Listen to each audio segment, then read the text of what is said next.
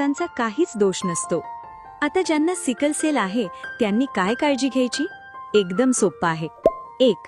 पाणी भरपूर प्यायचं. शरीरात पाणी कमी पडू द्यायचं नाही. पाणी हेच यावरचं मोठं औषध आहे. 2. जास्त कडक ऊन आणि कडाक्याची थंडी या दोन्हीपासून लांब राहायचं. 3. सकस जेवण, हिरव्या पालेभाज्या आणि फळं खायची. आणि 4. डॉक्टरने दिलेली गोळी रोज घ्यायची. आणि सगळ्यात महत्त्वाची गोष्ट, भावी पिढीला हा त्रास नको असेल तर पत्रिका जुळली नाही तरी चालेल, पण सिकल सेलची तपासणी करूनच लग्न ठरवा. अगदी तान्ह्या बाळापासून ते 40 वर्षापर्यंतच्या वयोगटातल्या सगळ्यांनी सरकारी दवाखान्यात जाऊन मोफत तपासणी करून घ्या. तर मग ठरलं, सिकल सेलला हरवायचं आणि आपल्या गावाला निरोगी बनवायचं.